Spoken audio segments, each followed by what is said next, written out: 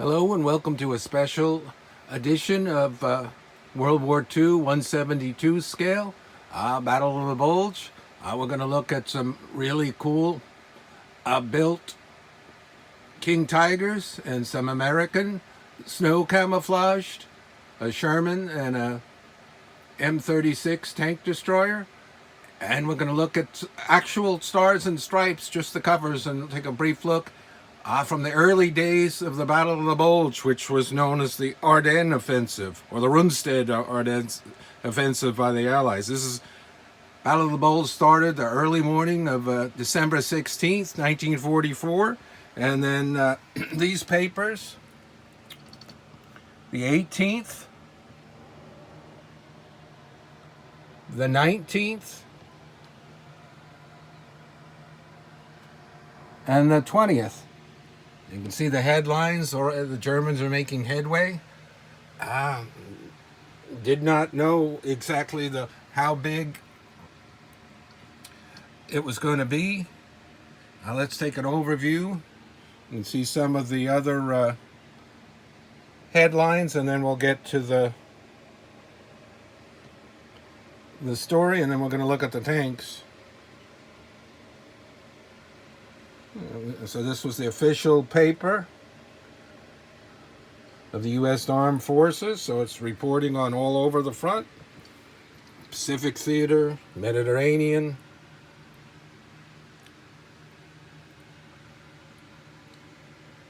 and the fighting in the Pacific.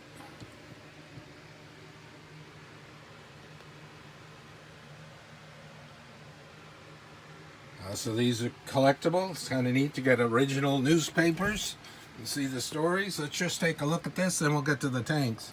I'm not going to read the whole thing, just a little tiny bit.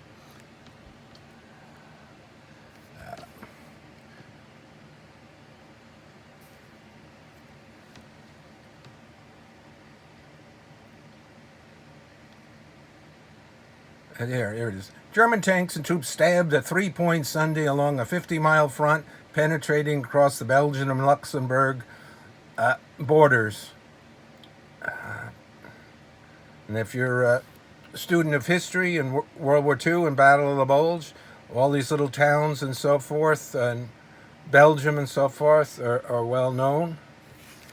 So they talk about that, and they don't know how big it's going to be.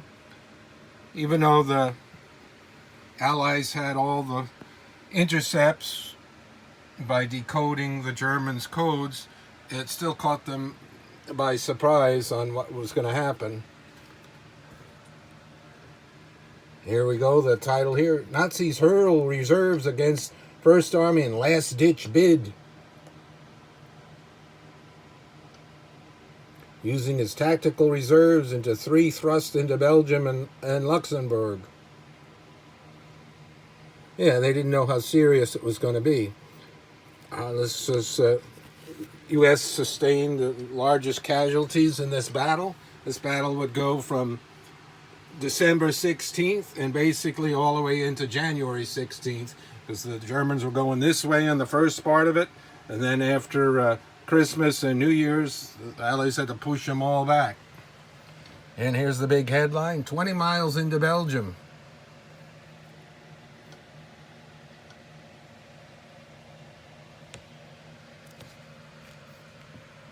Very cool information. There's little tiny Luxembourg and Belgium. So they push and push and push. They got like a 50 miles in. So that's interesting. These are very cool. They might have a book about these, but it's neat to see the articles of how they were written at the time. And here's 2 Ardennes Tigers. Very famous ones with the numbers, and these are both in the dot camo ambush camouflage.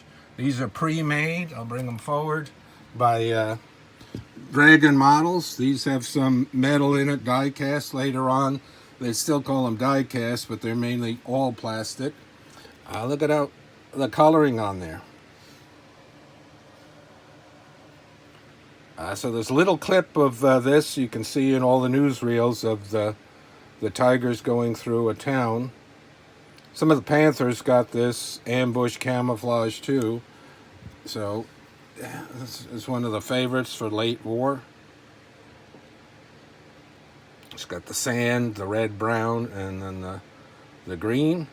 This is one of the later ones with steel wheels. This one is too. Look at the coloring. How bright this is. It reminds me, it's Christmas time, so Christmas colors.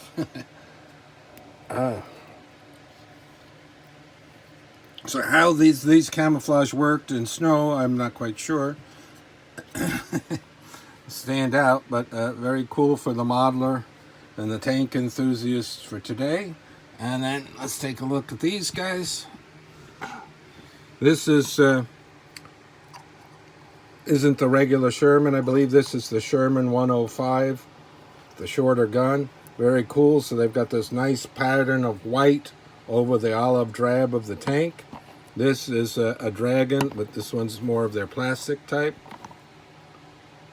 Very nice. So these would be great for dioramas or war games.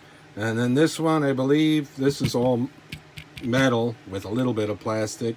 This, I believe, is Altaia brand. So they really put a ton of that. And look at that, they put the white on there to leave some of that so it looks like stripes. Very cool, because mainly US tanks in 44, 45 are drab, olive drab, just plain green. But they did have camouflage. Some of them, they had a little bit of brown on some. They had some black on the green.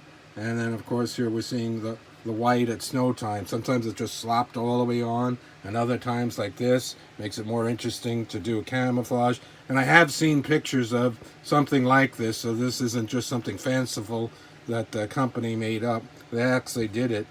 Look at that. That's like a superhero of the tanks with this outfit. Very cool. This is the 90mm gun on it. That was the strongest anti-tank gun the US had. That would later be on the Pershing. When it was on the Pershing, they put a muzzle brake on it. So this could go toe-to-toe with a Tiger, especially on the sides. And if it was close enough, it might even be able to pierce the thick frontal armor. So that's a look here. That's some very cool items.